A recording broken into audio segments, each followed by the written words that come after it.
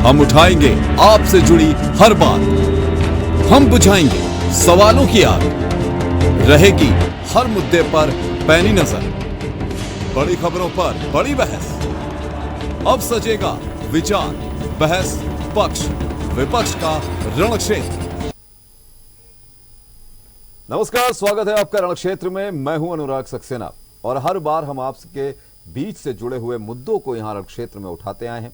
और सबसे अहम मुद्दा जो इस वक्त चल रहा है देश में वो है आंदोलित अन्नदाता का, यानी कि वो किसान जो पिछले 10 दिनों से लगातार हड़ताल पर बैठे हुए हैं, लगातार बॉर्डर्स पर बैठे हुए हैं, सिर्फ इसलिए कि जो नया कृषि कानून लाया गया है सरकार के द्वारा उसे किसी भी तरीके से वापस करवाया जाए।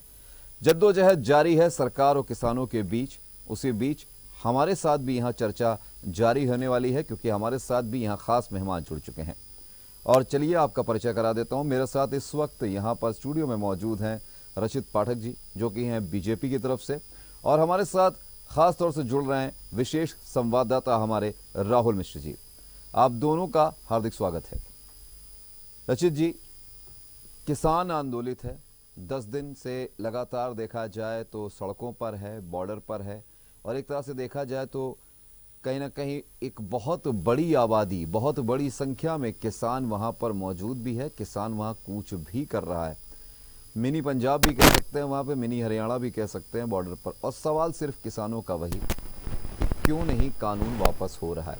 आज भी 5वें दौर का जो बातचीत है वो जारी है। लगातार पिछली जो बातचीत 3 दिसंबर को हुई वो कहीं ना कहीं सही तरीके से नहीं हो पाई, लेकिन आज भी वही जद्दोजहद जारी है, क्योंकि सरकार ने साफ कह दिया है कि संशोधन हो सकता है लेकिन कानून वापस नहीं होगा, और किसान वापस कराने की बात कर रहे हैं। आखिर मसला क्या है और क्यों नहीं सुनी जा रही किसानों की आवाज़? अनुराग जी, सबसे पहले तो मैं आपको बताना चाहूँगा कि किसान आंदोलन नहीं कर रहा है। किसानों सबसे पहले तो जो कृषि बिल है उस पर हम लोगों को विस्तार से चर्चा कर लेनी चाहिए कि इस कृषि बिल में फायदा किसका हो रहा है और नुकसान किसका हो रहा है। सबसे जो 3 बिल लाए गए हैं उसमें एक बिल है कृषि उपज एवं व्यापार, जिसका मतलब है कि किसान अपने खेतों में उपज को पैदा करता है, उसके बाद उसको बेचता है जाके। अभी तक क्या था कि उस उपज को आप केवल सरकारी मंडी में या जो सरकारी वेंडर जो बनाए गए हैं जो उसको एमएसपी रेट पर खरीदते हैं, केवल किसान उनको ही अपनी उपज को बेच सकता था। पहले बिल में हमारी सरकार के द्वारा ये संशोधन किया गया है कि अब जो किसान है वो, पहले क्या होता था, क्योंकि मैं भी एक किसान परिवार से जुड़ा हुआ हूँ अनुराग जी, तो इन सब समस्याओं से मैं भली भांति अवगत भी हूँ। पहले क्या होता था कि किसानों की फसल का समय आया, फसल कटने का समय आया तो सरकारी सीमित दुकानें हुआ करती हैं, जिसमें क्या होता है कि लंबी लंबी लाइनें लगी, किसान एक एक दिन 2-2 दिन इंतजार करता है अपनी फसल को बेचने का, और उसके बाद बेचने के बाद फिर पैसों का इंतजार करता है कि उसके खाते में पैसे कभी 15 दिन बाद पहुंचते हैं, 20 दिन बाद पहुंचते हैं, 1 महीने बाद पहुंचते हैं। तो हमारी सरकार ने किसानों की समस्याओं को देखते हुए, चूंकि हमारे जो प्रधानमंत्री जी है वो हमेशा किसानों के प्रति चिंतित रहते हैं, और उन्होंने अपना एक लक्ष्य भी बना रखा है कि 2022 तक हम किसानों की आय को दोगुना करेंगे। उसी दिशा में ये तीनों कानून एक मील का पत्थर साबित होंगे। जैसे कि अब किसानों के पास क्या है कि वो सरकारी दुकानों के पे अगर अपना माल नहीं बेचना चाहते हैं, और अगर उनको बाहर कहीं उससे अच्छा दाम मिल रहा है तो वो उस अपनी उपज को बाहर भी उसको बेच सकते हैं। अगर बाहर बेच देंगे तो जो लोग प्राइवेट खरीदे तो हो सकता है उनको नगद पैसे भी दे दें। और इस कानून में एक प्रावधान और लाया गया कि जो भी सरकारी दुकानों पे भी जो किसानों की उपज खरीदी जाएगी उसका उनको 3 दिन के अंदर भुगतान करना होगा।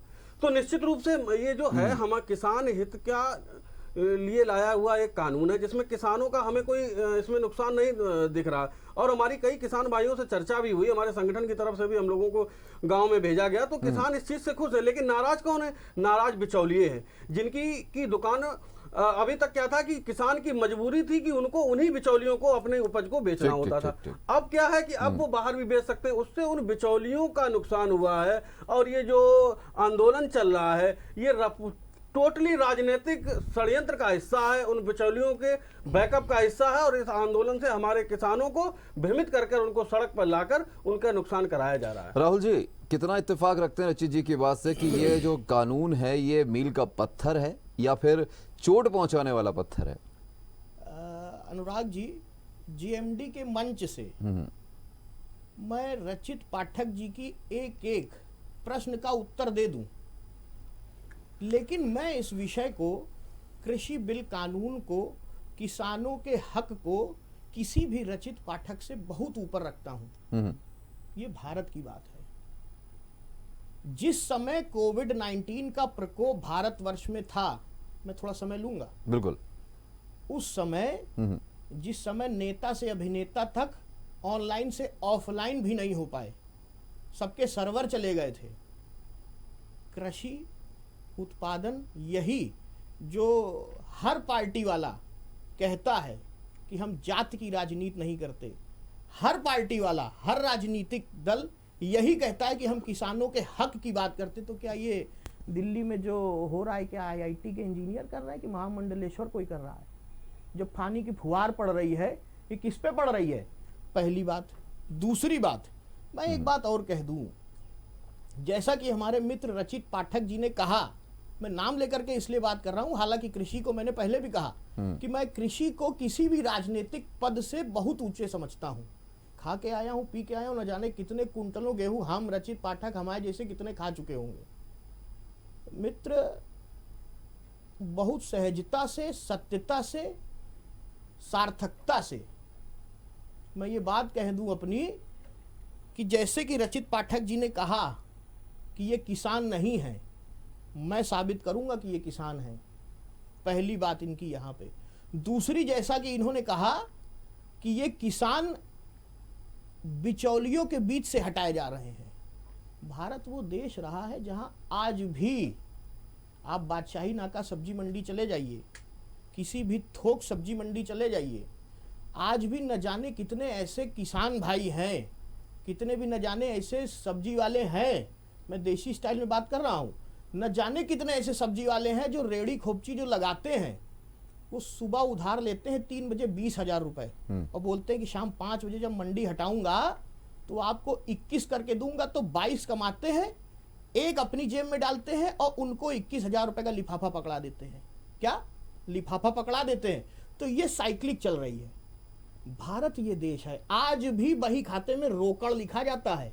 ऑनलाइन ट्रांजैक्शन देखिए किसान नहीं समझेगा। मुझे ऐसा लगता है कि भारत में दो चीजों को आप बहुत ज्यादा उसमें नहीं ला सकते हैं। क्या? पहला तो स्वास्थ्य और दूसरा प्राथमिक शिक्षा। क्यों नहीं ला सकते हैं ये भी बता दूं। इसलिए नहीं ला सकते हैं क्योंकि 2.5 करोड़ से आबादी से अधिक, 2.5 करोड़ की आबादी से अधिक ऐसा हमारे यहाँ वर्ग है जो प्राथमिक शिक्षा पाता है मिड डे मील के रास्ते चल के। नहीं, लेकिन राहुल अगर जी, प्राइवेटाइज हो जाएगा तो वो पा नहीं पाएगा, फीस दे नहीं पाएगा, स्वास्थ्य ले नहीं पाएगा, फिर क्या करेगा? मरेगा सड़क पे। अब बात आ जाती है किसान पे। ये टीवी पे दिख कौन रहा है? बीजेपी गवर्नमेंट, डबल क्रॉसिंग, ये क्या है? ये किसान नहीं है क्या? इसलिए इस समय किसान की आबो हवा, किसान की जो मना स्थिति है, ये ठीक वही है जो एक समय राजा जनक की थी। और उन्होंने यही कहा था स्वयंवर के समय सीता मैया के कि तजहु आस निज ग्रह ग्रह जाऊ, लिख न विद वैदेही विवाहु। उनकी बिटिया का विवाह लगता है कि विधाता ने लिखा नहीं है। तो इसीलिए तो कहते हैं कि कौन कौन जीता है तेरे जुल्फ के सर होने तक, खाक हो जाएंगे हम तुझको खबर होने तक। पता चला जब तक खबर हुई तब तक यहाँ बहुत सारे नियम बन जाएंगे। नियम लेकिन खेती किसानी से चलेगा नहीं। किसानों पे राहुल जी मेरे बहुत अच्छे मित्र हैं। राहुल जी, विषय किसानों के जो जिसका विरोध हो रहा है, जो किसानों के लिए लाए गए 3 बिलों पे है, मैं उन बिलों पे चर्चा करना चाह रहा हूँ कि उन बिलों में ऐसी कौन सी गलत चीज है जिसका विरोध होना चाहिए। अच्छा, मेन चीज मैंने ये नहीं कहा कि किसान सड़कों पर नहीं है, किसान सड़कों पर लाया गया है, किसान सड़कों पर राजनीतिक षड्यंत्र के तहत लाया गया है, किसान सड़कों पर उन बिचौलियों के द्वारा लाया गया है जो बिचौलिए किसानों की मेहनत को ज्यादा फायदा अपना लेते थे और किसानों तक, बेचारों तक उनके मेहनत का भी फल नहीं लेकिन रचित जी, इन लोगों के द्वारा। अनुराग जी, मैं कह दूं जी, बिचौलिया आज है 20, आप वो बोलेंगे जो आपके पार्टी मैनिफेस्टो में होगा या जो आपके आला कमान कह देंगे। मैं वो बोलूंगा जो मेरी कलम कहती है, जो लिखती है, जो यहां से मैं समझता हूं, देखता हूं। वही सुन तो लीजिए रचित जी, 1 मिनट। इसी जेएमडी के मंच से आप मुझसे आज लिखवा लीजिए, हस्ताक्षर करा लीजिएगा। आप बिचौलियों की बात कर रहे हैं, क्या क्या प्राइवेट कर देंगे, राष्ट्रीय ध्वज कहां गाड़ेंगे, पहली बात। दूसरी बात, इसी जेएमडी के मंच से आज जो धोती और कुर्ता पैजामा मैला पहन के जो बिचौलिया वहां पे घूम रहा है, जो उनके दादा परदादा के समय से साठगांठ करता चला आ रहा है, लेन देन आदान प्रदान कर रहा है, ये तो बार्टर सिस्टम का देश रहा है। गेहूं दे आओ, सुन लीजिए, गेहूं दे आओ और लाही ले आओ, साबुन दे आओ, सरसों ले आओ, ये बार्टर सिस्टम आज भारत का नहीं। सुन तो लीजिए रचित जी, इसी जेएमडी के मंच से आज मैं आपको रचित जी कह दे रहा हूं, सुन लीजिए कि बिचौलिए नहीं खत्म होंगे। जो पैजामा और धोती पहन के आ रहे हैं ना, वो जींस में आ जाएंगे।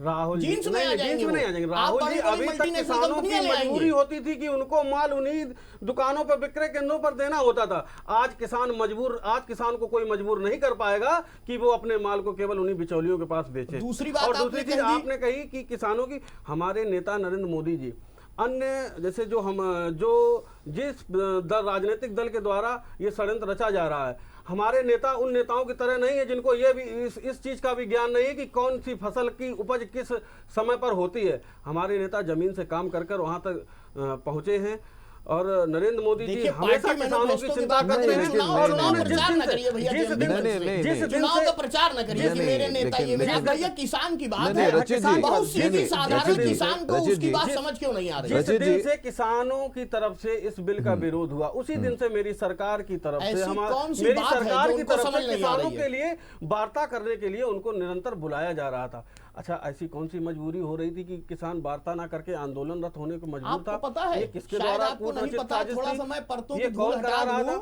नहीं रचित जी, थोड़ा सा परतों की धूल हटा दूं। सपा की सरकार रही हो चाहे बसपा की सरकार रही हो, नोएडा हालांकि कोई बादलपुर चुनाव प्रचार करने तो जाता नहीं है पहला, क्योंकि वहां पे ऐसा कहा गया है कि पार्टी जो चुनाव प्रचार पहला करने जाएगी वो उत्तर प्रदेश की कुर्सी में काबिज नहीं हो पाएगी।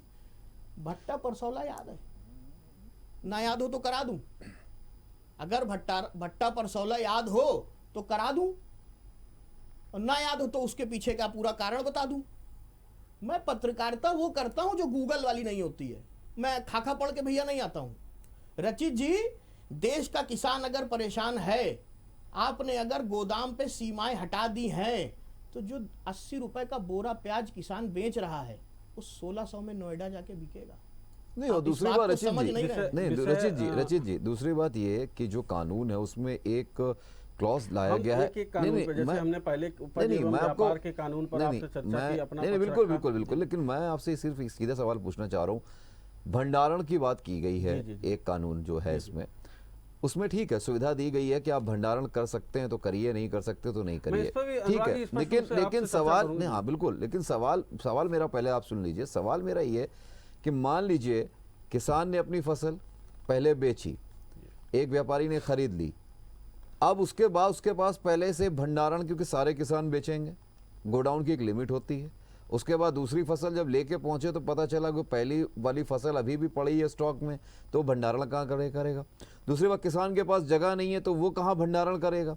इस मसले को कैसे हल करेंगे, जरा ये भी आप बता दीजिए। इस मसले को ऐसे हल करेंगे कि बहुत बड़ा कोई मार्ट आ जाएगा, वो भंडारण करेगा, किसान वहां दे आएगा जाके, एक बिल पे गिनती कट जाएगी। राहुल मिश्रा जी की सभी बातों का स्पष्ट रूप से, ना हमारी बात का प्रश्न का उत्तर ना दीजिए, आप किसान की बात का उत्तर दीजिए। रूप से मैं अपने विषय आऊंगा कि जैसे जो भंडारण का जो कानून आया है, ये कानून कांग्रेस के द्वारा सन 1955 में लाया गया था, ठीक है। उसमें क्या था कि भंडारण करने वालों के लिए एक लिमिट थी कि आप इतना भंडारण कर सकते हैं, ठीक है। उसमें क्या था कि अब मान लीजिए किसी किसान की भंडारण की लिमिट आपने 1000 कुंटल गेहूं की कर दी, और उसके वो 5000 कुंटल गेहूं उपज करता है, वो 4000 कुंटल गेहूं कहाँ ले जाएगा, जबकि उसको पता होता है कि आज ये गेहूं मेरा 15 रुपए में बिक रहा है, 6 महीने बाद ये गेहूं मेरा 20 रुपए में बिकेगा, लेकिन उसकी मजबूरी होती है कि वो 4000 कुंटल गेहूं को उसको 15 रुपए में बेचना पड़ता है। लेकिन इस कानून के माध्यम से उन किसानों के लिए ये सुविधा की गई है कि अगर उनको लगता है कि 6 महीने बाद मैं अपना गेहूं 15 रुपए से 20 रुपए में बेच सकता हूं और इसका भंडारण करके मैं कुछ मुनाफा कमा सकता हूं, जो मुनाफा व्यापारी कमा ले जाते वो मुनाफा किसान को मिल सकता है। तो इसके लिए किसान को छूट मिलेगी, किसान अपनी उपज का भंडारण कर सकता है। अच्छा, चूंकि मैं खुद किसान हूं, मैं आलू के क्षेत्र से आता हूं, कन्नौज का निवासी हूं, और मैं मेरे परिवार में अभी भी खेती होती है अनुराग जी। तो मैं जानता हूं कि जैसे स्टोरेज है, अगर इसको भंडारण को अनलिमिटेड करने से किसानों का ही फायदा है। जैसे आज से 10 वर्ष पहले हमारे यहाँ 2 कोल्ड 3 कोल्ड हुआ करते थे आलू के, ठीक है। तो हमारे किसान जैसे जो पहले जिसने आलू खोद के वहां पहुंचा दिया तो उसका तो आलू भंडारण हो गया, बचा हुआ जो लोगों का था वो या तो अपना औने पौने दाम पे बेच दें या उसको अपने, क्योंकि भंडारण अपने घर पे तो आप कर नहीं सकते, उसका एक सिस्टम होता है, उसी में आप कर सकते हैं। लेकिन अब जाके वहां पे 15 20 25 कोल्ड लोग हैं, 30 कोल्ड की संख्या बढ़ गई है। तो अब हर किसान अपनी उपज का भंडारण कर सकता है, और जब उसकी इच्छा हो, जब उसको ऐसा लगता हो कि अब हमको अपनी उपज का अच्छा दाम मिल जाएगा, तब वो उसको बेच सकता है। तो ये किसान हित का कानून है राहुल भैया। अनुराग जी, आप क्या किसी ऐसे किसान को जानते हैं जो वो कहता हो कि हमारे यहाँ 10 कुंटल राही हो गई है, कुछ सड़ गई? बोलने दीजिएगा, अभी मैं बोलता हूँ, एक एक परत खोल दूंगा। आप कन्नौज से हैं, परफ्यूम पार्क बन गई क्या? परफ्यूम सुन तो लीजिए, सुनिए, अब परफ्यूम पार्क अखिलेश यादव जी ने अपने मैनिफेस्टो में लाके वहां की कन्नौज की जनता को भ्रमित करके और परफ्यूम पार्क बनाने का काम किया था। मेरी सरकार ने परफ्यूम पार्क पर काम शुरू कर दिया है, और मैं आपसे वादा करता हूं कि उत्तर प्रदेश की 2022 में जब हम चुनाव लड़ने जाएंगे तो परफ्यूम पार्क का कार्य प्रगति पर होगा। इस बात का मैं वादा आपके मतलब 2022 का इंतजार करेंगे रचित, 2022 का इंतजार करेंगे, उसके काम करेंगे मेरी योगी सरकार। वो तो ठीक है, लेकिन और मैं आपको अवगत करा दूं, हमारे कन्नौज के माननीय सांसद सुब्रत पाठक जी का पहला, जब वो संसद में पहली बार गए थे तो उन्होंने सबसे पहले कन्नौज के किसानों की चिंता करते हुए कन्नौज के आलू किसानों की विषय और कन्नौज के परफ्यूम के पार्क का विषय संसद में उठाया था। हाँ, बन गई नहीं बनना ना, लेकिन अब चलिए एक मिनट। जी आलू सब्जियों का राजा, आपने कहा कि मैं किसान का बेटा हूं, मैं उस पर बहुत ज्यादा नहीं टिप्पणी करता, लेकिन आलू को सब्जी का प्रधान कहा गया, चाहे व्रत हो, फलाहार हो, कुछ हो, डाल दो, का राजा है, ठीक है। इससे ज्यादा फ्लक्चुएट भी कुछ नहीं करता है, ठीक है। सुबह दाम कुछ, शाम दाम कुछ, पहली बात। दूसरी बात, मैं तो ऐसे किसी किसान को नहीं जानता जो अपने घर में, जिसको अपनी माँ की मोतियाबिंद का ऑपरेशन कराना है, जिसको बिटिया के हाथ पीले कराने हैं, जिसको बच्चे की फीस जमा करनी, अभी कोविड का आपने प्रकोप देखा, उससे पहले और आज से नहीं, 70 के बाद से जब गेहूं शायद 78 रुपए कुंटल बिका था पहली बार भारत में। मैं गूगल की पत्रकारिता नहीं करता हूँ, जो मुझे पता है कानों से वही सुनता हूँ, वही देखता हूँ, वही लिखता हूँ। मुझे नहीं लगता कि वो कहीं पे लाद पाएगा कि उसको चलो कहीं डंप कर देते हैं और इसको साल भर बाद बेचेंगे तो 10 रुपए बढ़ के मिलेगा। मैं तो ऐसे किसी किसान को नहीं जानता हूँ, अगर आप किसी को जानते हो तो मुझे बताइएगा। जी मैं बिल्कुल जानता हूँ। नहीं बिल्कुल, फिलहाल इसका जवाब हम, जिसका जवाब रचित जी से हम लेंगे। मैं तो उसकी बात कर रहा हूँ राहुल जी, जो चिलचिलाती धूप में भी किसानी कर रहा है। राहुल जी इसका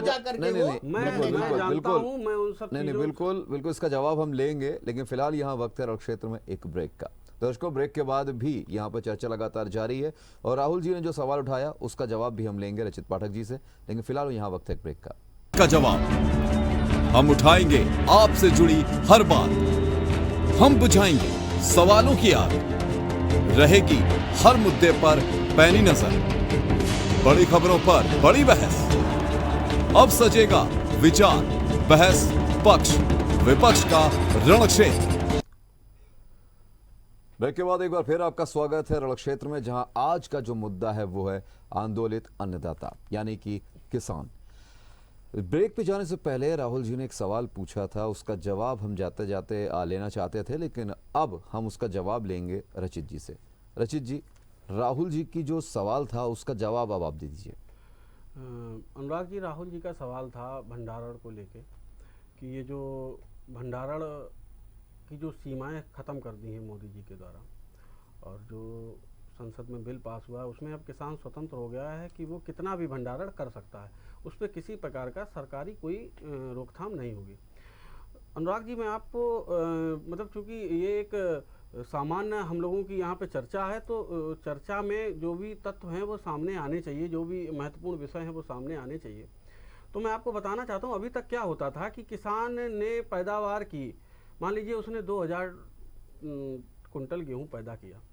अब उसकी मान लीजिए पूरे क्षेत्र में, क्योंकि हर किसान को तो भंडारण करता नहीं था, कि उस क्षेत्र में एक स्टॉकिस्ट होता कि मतलब ये एक मतलब निर्धारित किया जाता था कि ये यहाँ पे भंडारण करेंगे।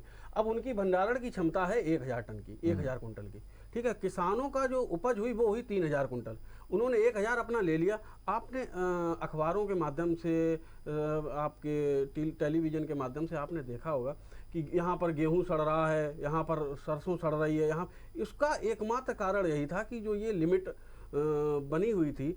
और एक चीज़ आप बताइए, जैसे किसानों का अब जो 2000 टन, उनका 2000 कुंटल जो माल बचा वो कहाँ ले जाएंगे? उनकी मजबूरी होगी कि उस समय वर्तमान में जो मूल्य चल रहा होगा उस मूल्य पर उनको बेचना होगा। जबकि किसान को पता होता था कि आगे चल के 2-3-4 महीने बाद हम इसको और अच्छे दाम पर बेच सकते हैं, लेकिन उनकी एक बाध्यता थी, उससे ज्यादा वो भंडारण नहीं कर सकते। नहीं, लेकिन अनाज तो सरकारी गोदामों में भी सड़ता हुआ हमने देखा हुआ है। अनुराग तो जी, हम उसी बता दें आपको जी, हकीकत बता दें अनुराग जी, आप भी जान जाएंगे, व्यूअर्स भी जान जाएंगे जो देख रहे हैं, रचित पाठक भी जान जाएंगे, सड़ता नहीं है अनाज, अनाज सड़ाया जाता है।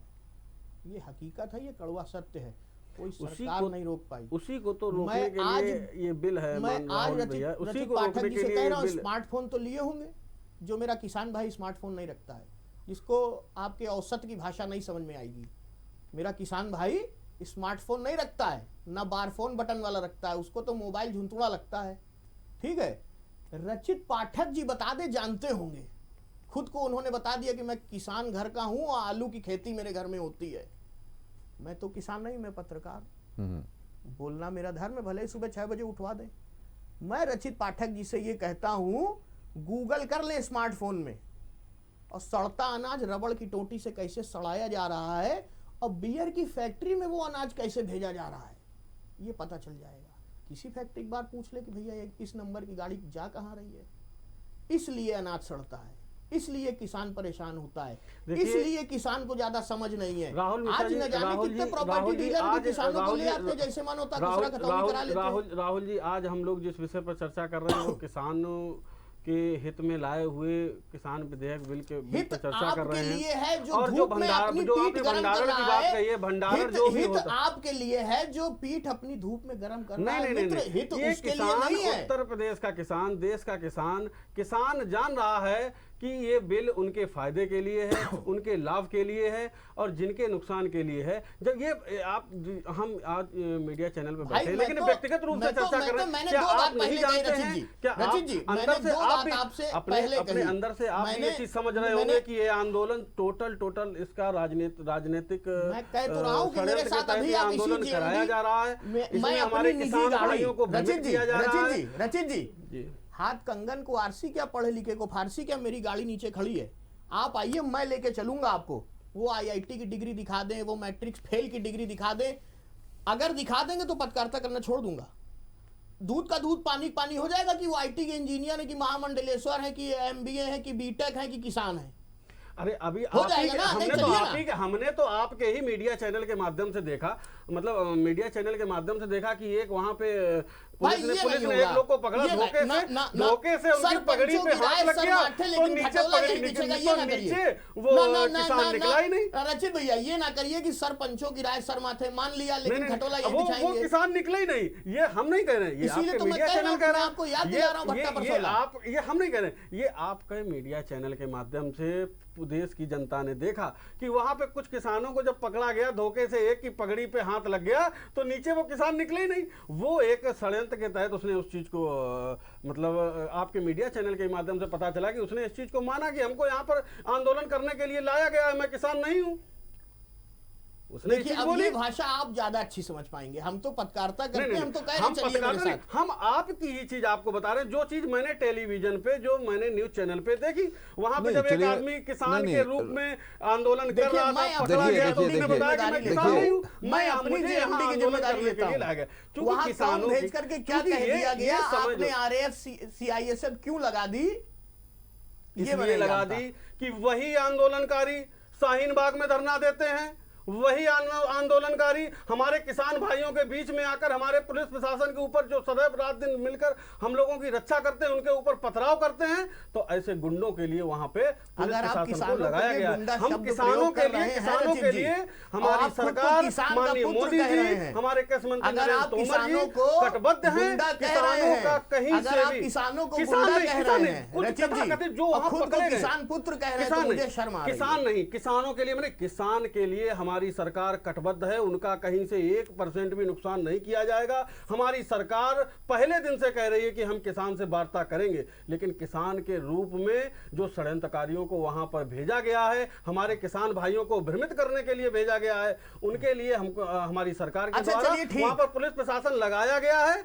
और अगर और भी अधिक जरूरत पड़ी उन षड्यंत्रकारियों उन लोगों के लिए नहीं, लेकिन रचित जी, लेकिन जो किसान यूनियन के जो लोग वहां पर गए हैं मीटिंग करने की, वार्ता हो रही है, तो कुल मिला के वो वार्ता करने गए। नहीं रचित जी, वार्ता करने जो गए हैं, नहीं सुनिए तो आपने कहा किसानों के भेष में वहां गुंडे हैं, वो करना नहीं चाह रहे हैं। तो जो मीटिंग करने जा रहे हैं क्या वो भी गुंडे हैं? नहीं, वो किसानों के लीडर हैं। हाँ, लीडर हैं, तो वो भ्रमित नहीं है, वो भ्रमित नहीं है, वो तो बात रख रहे हैं ना। नहीं तो वार्ता हो रही है। अगर इस बिल में कोई चीज ऐसी है जो किसानों के हित की नहीं है, तो सरकार दोनों में करने के लिए तैयार है। देखिए आप संशोधन, देखिए आपकी सरकार, देखिए बीजेपी सरकार बार बार कह रही है हम संशोधन करेंगे, किसान कह रहा है कि हमें संशोधन ही नहीं चाहिए, हमें क्या आप वापस कर लीजिए, हमारा किसान जो है, हमारा किसान जो है, राहुल जी प्लीज, मैं बीच में नहीं बोलती। राहुल जी,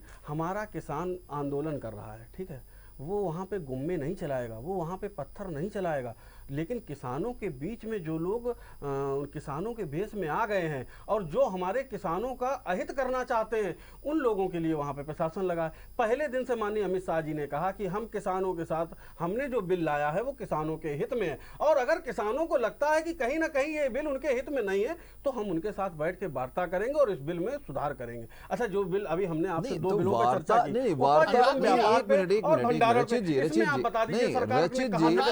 रचित जी बार बार भंडारण आप बात कर देते हैं। सबसे बड़ी चीज ये बताइए हमें कि बार बार आप कह रहे हैं कि सरकार कह रही वार्ता करेंगे, कुछ ना कुछ करेंगे, जब किसान बार बार कह रहा है कि भाई साहब हमें संशोधन चाहिए ही नहीं, आप कृषि कानून निरस्त कीजिए।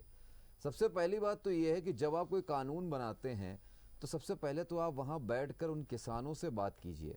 जमीनी जो बैठक आज हो रही है, ये बैठक पहले हो जानी चाहिए थी कि हम आपको पहले प्रेजेंटेशन दिखा देते हैं, ये कानून लाने वाले हैं, हमने आपकी सुविधाओं के लिए सोचा है, फिर आप वहां पे राय लेते, राय लेने के बाद आप कानून बनाते ना, ये सड़कों पे आने की जरूरत ही नहीं पड़ती। अनुराग जी, ये इस कानून का विधेयक मैं आपको बताना चाहता हूँ 5 जून को लाया गया था। 5 जून और आज है दिसंबर, 5 दिसंबर 5 दिसंबर जी, कितने महीने हो गए आप जोड़ लीजिए। इतने महीने बाद, 1 महीने मतलब इतने महीनों के बाद किसान आ रहा, क्योंकि किसानों को कोई समस्या थी ही नहीं इस बिल से।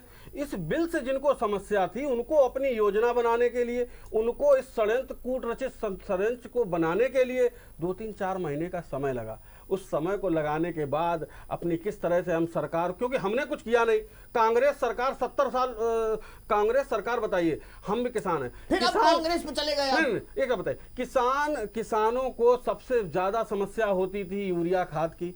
क्या उनके दिमाग में कभी ये चीज नहीं आई कि यूरिया ब्लैक हो रही है, यूरिया उद्योग जगत में जा रही है, फैक्ट्री जो किसानों के लिए यूरिया बनाई जा रही थी सब्सिडी वाली, वो फैक्ट्रियों में यूज हो रही है। क्या उनके दिमाग में कभी ये चीज नहीं आई कि इस विषय पे हम कोई ऐसा काम करें जिससे किसानों को लाभ हो? किसान जिस समय खाद लेने जाता था, उनके ऊपर सपा सरकार में लाठियां चलाई गई किसानों। मैं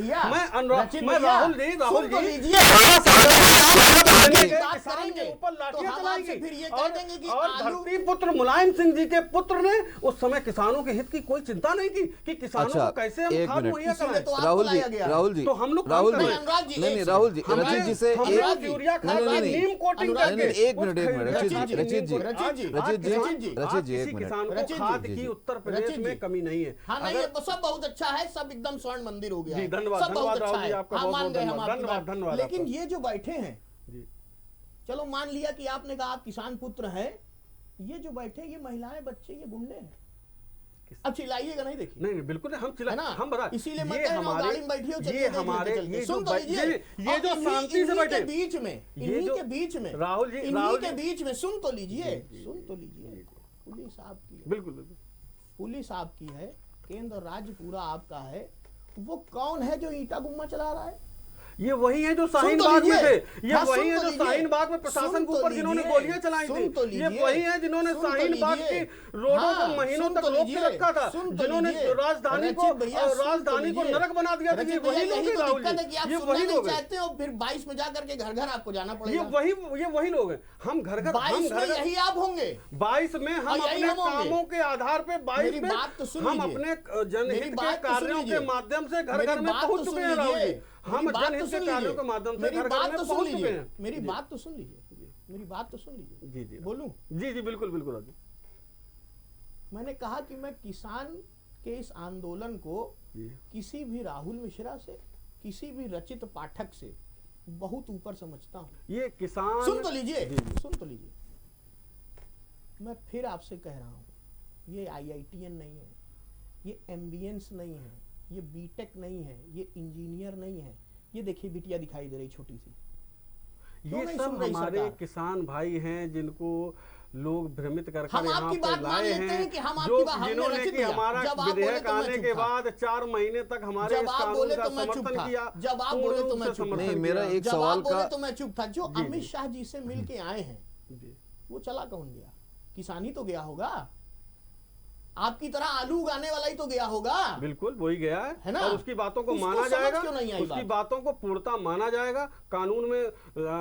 मेरी मतलब नहीं, एक मिनट, हाँ, एक मतलब- नहीं, मेरा एक सवाल, एक थोड़ा सा, एक बड़ा अच्छा सवाल मुझे याद आया। जी जी अल्लाह जी। कृषि वैज्ञानिक हैं पी साईनाथ, उन्होंने बहुत बढ़िया सवाल उठाया कि जो APMC का कानून है जो लाया गया है, उसमें एक्ट है 18 और 19, उस पर उन्होंने बात की है कि ये 18 जो 19 एक्ट क्लॉज लगाया गया है, वो कहीं ना कहीं बहुत सारी दिक्कतें, फार्मिंग जो का आप बता रहे ना कि कॉन्ट्रैक्ट फार्मिंग वाली बात किसानों के हित में कहीं नहीं है। दूसरी बात, जो आर्टिकल 19 लगाया गया है, संविधान का आर्टिकल 19 जो है, देश का संविधान ये अधिकार देता है कि अगर आप किसी भी चीज़ के खिलाफ हैं तो आप अपनी आवाज़ उठा सकते हैं। बिल्कुल, बिल्कुल। लेकिन जो कृषि कानून के ये जो एक्ट हैं, ये कहीं भी कानून को चुनौती देने से रोक देते हैं। यानी कि अब आप ये समझ लीजिए कि अगर, जैसे आपने कहा ना कि अगर पेमेंट नहीं होती 30 दिन के अंदर तो किसान आवाज़ उठा सकता है, लेकिन आपको बता दूं कि जो क्लॉज लगाया गया है इसमें किसान, और अगर कंपनी में विवाद होता है, 30 दिन में पेमेंट नहीं होता है, तो कानूनी रास्ता तो अपनाना होगा। बिल्कुल, लेकिन वो भी सिविल कोर्ट में कान नहीं जा सकता किसान, ट्रिब्यूनल कोर्ट, यानी ट्रिब्यूनल के सामने जाना पड़ेगा। यानी कि किसान चक्कर पे चक्कर लगाएगा, कोर्ट में नहीं जा सकता। आप अधिकार छीन रहे हैं कि आप विरोध भी नहीं कर सकते। तो भाई साहब, आप ये बताइए, भारतीय संविधान के कौन से क्लॉज के हिसाब से आपने ये बनाया है, जबकि कृषि वैज्ञानिक खुद कह रहे हैं। अनुराग जी, आपने जो प्रश्न किया है, मैंने उसको ध्यान पूर्वक सुना, और चूंकि ये बहुत गंभीर विषय है, इसलिए मुझे इस विषय पर आपसे 4-5 मिनट चाहिए होंगे, जिससे कि मैं अपने पूरे विषय को आपके पास रख पाऊँ। होता क्या था कि किसान पैदावार करता था, किसान ने किसी उपज को बोया, अपनी उपज को बोया उसने। जिस समय वो अपनी उपज को बो रहा है, तो मान लीजिए उसके पर बीघे में 4 से 5 हज़ार रुपए की लागत आई बोने के लिए। उसने उसको बोया, जब फसल कटी, तो जब फसल कटी तो हो सकता है, जैसे आलू है, आलू कभी कभी तो ऐसा भी हुआ कि फिका, मतलब अखिलेश सरकार में तो 3 साल आलू फिका, 3 साल, 1 साल बेचारे किसानों को मुश्किल से अपनी लागत निकल पाई, 1 साल उनको बामुश्किल आधी लागत वो निकाल पाए, और 3 साल बेचारों का आलू फेंका गया किसान। पिछले साल गोभी भी फेंका गया था किसानों द्वारा गायों को चारे के तौर पे। ठीक है, तो चारा मिल नहीं रहा है, 800 रुपए प्रति माह गाय को। नहीं, जो गोभी की उपज उगाई थी, मैं आपकी मदद कर रहा हूँ, जो गोभी की उपज उगाई थी, राहुल जी, 5 मिनट, बिल्कुल। देखिए, निंदक मेरे राखी आंगन कुटी चाहे, मैं पत्रकार आपकी मदद कर रहा हूँ। 5 मिनट चाहिए, और निश्चित दिए, रूप से दिए, मैं दिए। विश्वास दिलाता हूँ कि आप सहमत होंगे मेरी हम बात नहीं से। कतई सहमत होंगे, आप किसान होंगे वहाँ सहमत। परेशान है, मैं आप तो भले सहमत ही होऊंगा। ऊपर से सहमत मुझे हैं, लेकिन किसान मन का से मेरी उगाया बातों से हुआ सहमत भी अन्न होंगे। खाना है जाके। आप सहमत होंगे मेरी बात से। कतई नहीं तो होऊंगा। मान लीजिए उन्होंने अपनी फसल को काटा, उस समय फसल के रेट नहीं थे, शून्य थे। अब उनका नुकसान हुआ 5,000 रुपए बीघे पे। जो उन्होंने लागत लगाई वो उनकी चली गई, उनकी मेहनत चली गई, पूरी साल की कमाई चली गई।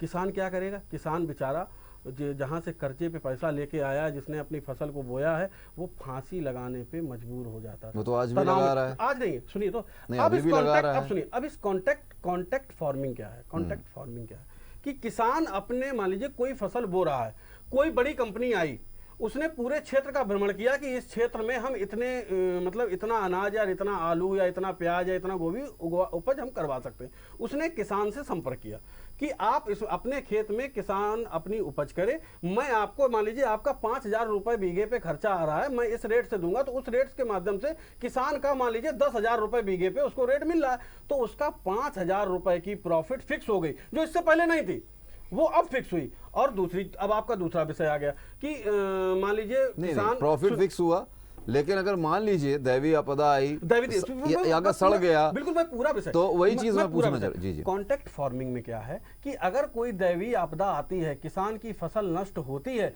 तो जो कंपनी एग्रीमेंट किए है वो उसको पूरा पैसा देगी, जिस रेट पे उसने उससे माल खरीदने के लिए उससे कांटेक्ट किया है, वो उसको पूरा पैसा देगी। दूसरा, आपने तीसरा विषय मेरे सामने रखा कि अब वो न्यायालय नहीं जा सकते।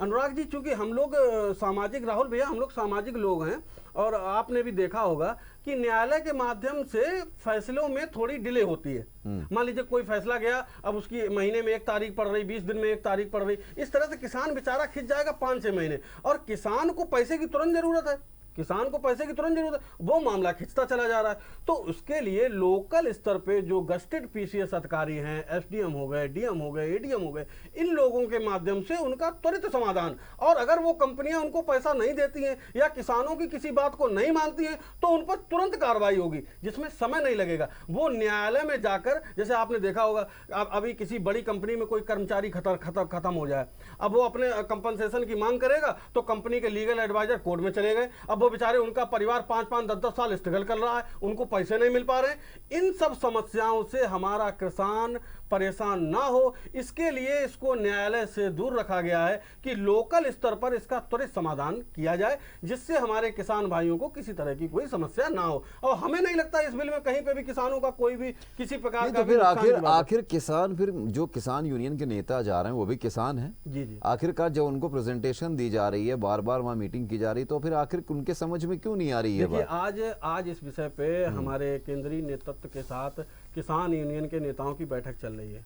कोई ना कोई इसका रास्ता जरूर निकलेगा, और आप देखिएगा शाम तक आप सब लोगों के सामने सुखद परिणाम होंगे, क्योंकि हमारे किसान भाइयों को ये लोग भ्रमित कर रहे हैं। अगर उनको इस बिल से नहीं, कोई सुखद परिणाम नहीं, एक मिनट, सुखद परिणाम कैसे होगा? क्योंकि देखिए, किसानों ने साफ कह दिया संशोधन चाहिए। नहीं, सुनिए, किसान नहीं कह, अच्छा, किसान नहीं कह रहे, जो वहां गए मीटिंग में वो किसान नहीं है। नहीं, आप ये पहले क्लियर कर दीजिए, आप पहले ये क्लियर कर दीजिए। नहीं, रचित जी, पहले क्लियर कर दीजिए, जो उस किसान संगठन के नेता वहां गए हैं वो किसान नहीं है। वो किसान है नहीं, तो फिर वही बात मानेंगे ना, तो वो वही तो कह रहे हैं, वही तो कह रहे हैं सरकार और किसान आप पहले बात तो सुनिए, वही तो कह रहे हैं, वही तो कह रहे हैं, किसानों ने कह दिया है संशोधन नहीं चाहिए। हो जाएगा 22 कष्टकारी नहीं, राहुल जी सुनिए, राहुल जी किसानों की बात, अब मुझे आप किसान को अगर किसान नहीं कहेंगे, राहुल जी किसानों के लिए, अगर आप गुंडा कहेंगे और फिर खुद को राहुल जी उगाने वाला किसान कहेंगे, राहुल जी एक मिनट,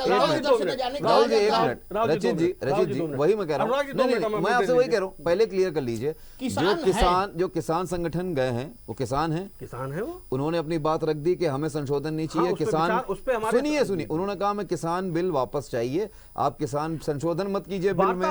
वार्ता सुनिए, बीच वार्ता में उठ गए किसान संगठन के लोग, जो नेतागण आपके मौजूद, सुनिए, जो नेतागण आपके मौजूद हैं, उन्होंने उल्टा उनसे कहा आपको जाने की जरूरत नहीं है, आप सोच विचार कर लीजिए, संशोधन नहीं होगा। संशोधन हो सकता है, बिल वापस नहीं होगा। जी, हम लोगों ने यहाँ पे बैठ के तीनों बिलों पर चर्चा की।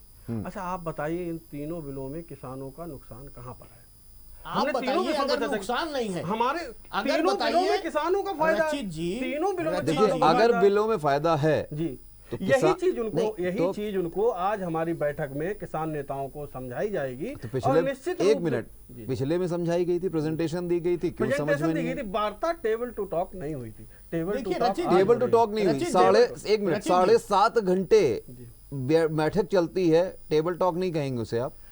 आज इस पे वार्ता हो नहीं, रही है। आज नहीं, इसके क्योंकि पहले 3 भी जो तारीख वार्ता को- हुई है। क्योंकि 1 तारीख को वार्ता अनुराग के लिए कहा गया था। जी। मुझे लगता अब है अब जैसे राहुल मिश्रा जी ने हमसे कहा कि 2022 में आपको जाना है। तो मैं राहुल जी को बताना चाहता हूं जल्दी से। कि जब हमारी अटल जी की सरकार थी, आज किसानों के हितकर में नहीं, मेरी बात को कर लेने दीजिए। किसानों के लिए अगर सबसे बड़ा रामबाण आज कोई है तो किसान क्रेडिट कार्ड है, जिससे उनको सूदखोरों से मुक्ति मिली। आज किसान क्रेडिट कार्ड कौन लाया? हमारी भारतीय जनता पार्टी, कितनों अटल जी को की एक सरकार। अरे मिनट, अनुराग जी, कितनों को अनुराग नहीं जी, नहीं एक एक मिनट, सेकंड, कितनों अनुराग को जी, लाभ अनुराग पहुंचा, जी, कितनों को लाभ अनुराग पहुंचा, जी, रुक जाइए अनुराग राहुल जी, जी, रचित जी, कितनों अनुराग जी, को एक लाभ सेकंड, पहुंचा? एक सेकंड। कल ही एक किसान ने सूदखोरों से और बैंकों के कर्ज से परेशान होकर फांसी लगा ली। लेकिन उसको राहत तो आप सरकार ने कृषि क्रेडिट को कार्ड के बहुत माध्यम ज्यादा से दी अगर है ना। हाईटेक करेंगे उसको दी। तो अब हमारे दूसरा- भारत अब का तो फिर- किसान तो फिर इतना उसने फांसी क्यों पढ़ा लगाई? लिखा नहीं है जो वो समझ पाए। जब से मेरी हमारे जब से- भारत जब का से मोदी- किसान वो जब किसान से- नहीं है जो आपकी हाईटेक जब भाषा को से- समझ पाए। जब मैंने से- पहले भी कहा, आप जब स्वास्थ्य से- को, चिकित्सा को और कृषि को कृपया जब से करके मोदी अपने जी की हाईटेकीकरण सरकार- से दूर जब से रखिए। मोदी जी की सरकार इतना 2000 रखिए अपने आप हाईटेकीकरण को कि हमें- जितना किसान को सहूलियत से समझ सके। राहुल जी हम अगर 2022 आप चलिए, किसान की चलिए, कृषि को चलिए, हाईटेक कर देंगे, हम अगर आप 2000 किसान की कृषि को रचित जी, हाईटेक हम कर 2022 देंगे, राहुल जी, अगर आप किसान राहुल की जी, कृषि को हाईटेक 2022 कर में देंगे किन तो वो विषयों को आत्महत्या लेकर करेंगे। किसान राहुल के पास जी- जाएंगे, कृपया उन बिंदुओं को तो आप सुन लीजिए मेरे।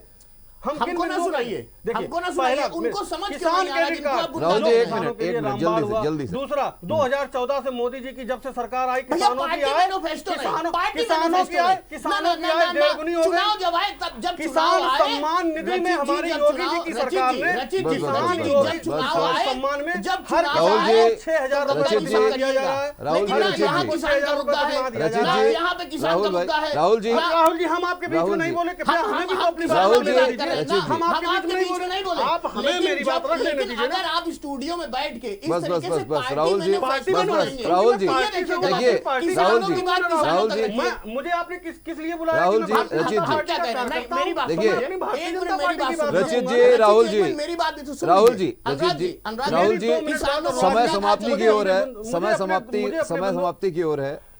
देखिए, किसान सम्मान निधि किसान माननीय योगी जी सम्मान ने दी। अगर हो रहा है, योगी जी ने कहा रचित कि जी, हम नहीं, नहीं, किसानों रचित का जी, कर्ज वहाँ माफ पे करेंगे। कौन ऐसा योगी किसान जी है? ने रचित शपथ जी, ग्रहण बात नहीं लेने मान के रहा है। बाद सबसे पहला काम किसानों की ऋण माफी का किया। देखिए, ये आप ये जानते खाका होंगे। ना रचित तैयार जी, ये आपको रचित पता होगा। जी, मित्र रचित खाका ना जी, तैयार रचित- करिए। राहुल जी, खाका नहीं, रचित- पार्टी राहुल जब जी, चुनाव राहुल आए तो जी, घर-घर वोट मांगिएगा। राहुल यहाँ पे जी, तो किसानों की रुक जाइए, बात रुक जाइए, राहुल जी, किसानों की बात कर रहे हैं। रचित जी, किसानों को राहुल जी, सरकार के समझ द्वारा नहीं आ रही लाभ ना। देंगे, उसी की राहुल बात जी, कर रचित रहे जी, हैं। राहुल जी, रचित जी, कार्यक्रम समाप्ति की ओर है। भैया हरी कथा अनंता।